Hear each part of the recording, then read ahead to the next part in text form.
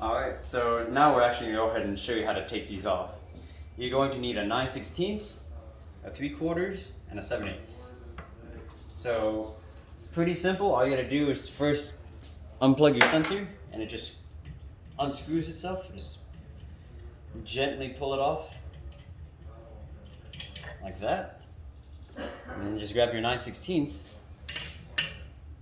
and just give that a good crank, loosen it up.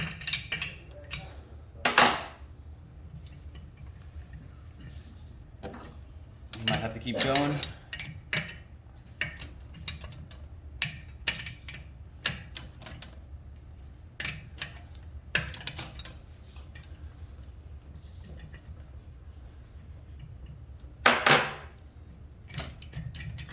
Here we go. So now you need to get the sensor off of this fitting. That's what you have your 7/8 and 3/4 for. Gonna hold your 7/8 probably with the other side of the wrench. Use your 3/4 to loosen this.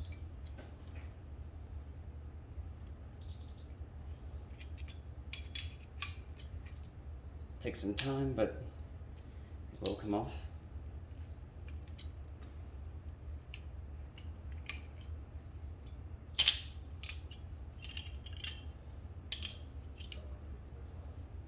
Usually it's easy if you can do this on a vise, but if you're out in the field, wrenches are your best bet.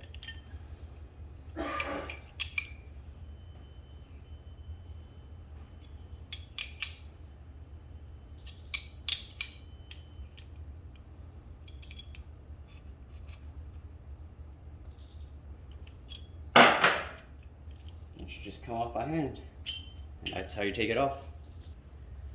Alright, in the last step we showed you how to take off the high pressure sensor. Now you've got your new one, you have to prep it before you put this on.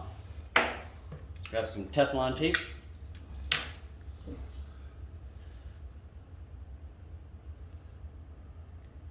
Right on the edge, as long as you don't get it over the fitting.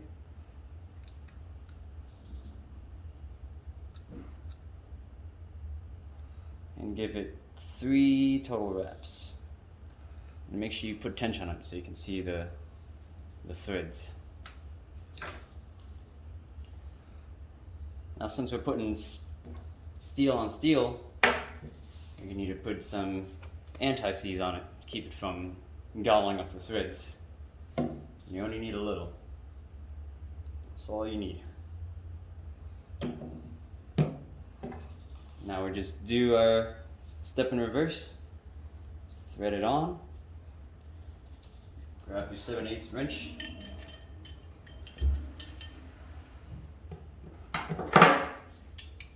And tighten it enough to where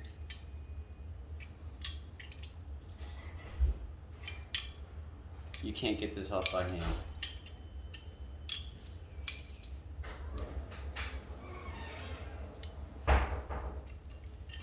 Just like that. All you have to do is just thread on your ferrule all the way until it's hand tight. Now there are 2 ways of doing this. If you have a gap gauge, all you have to do is give it a 1/4 turn and gap. If you don't have a gap gauge, a 1/4 turn from hand tight is plenty. All you have to do is just plug it back in. Just line up. There's a little groove for the plug to sit back in there. Just spin it until it slides right in. Sometimes you'll have to rotate this as well. Put it in an easier spot. Don't forget to give that a 1/4 turn. Keep it from leaking. Find that groove and make sure you screw it down all the way. And that's it. That is how you replace a high pressure sensor. Go. Now, before you send this out into the field, make sure you leak test this with either Snoop, or if you don't have that, use soapy water just to make sure you don't see any bubbles or any leaks from here. If it's leaking, just tighten it a little more and that'll be enough.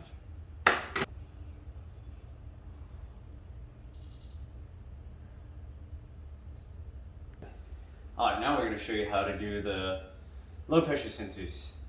Same deal, the only difference is because of how they're built, it'll be a little bit harder to get your wrench in there. So what I recommend is getting a ratchet, an extension, and a 9/16 crow's foot. That'll make this job a lot easier. But it's pretty much the same process. As you can see, all you have to do is make sure you unplug your sensor.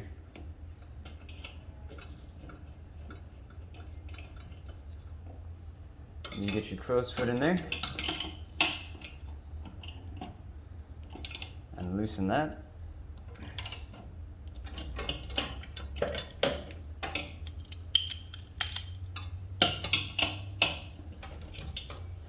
Once you get it loose enough, it should just come off by hand.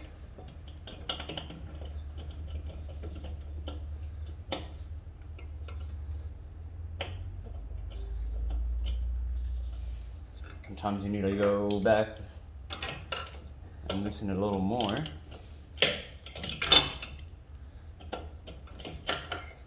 And it comes off.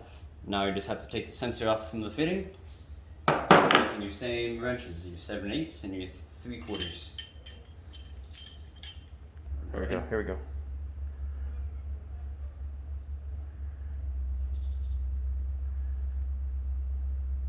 Just remember a quick tip, 3 reps right on the edge. Quick coat. As ease. Let's grab the wrench.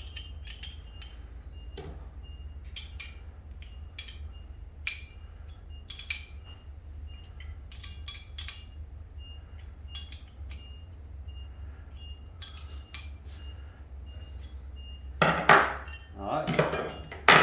All I have to do is just do those steps in reverse. Get your fitting and sensor in there. Hand tight as best you can.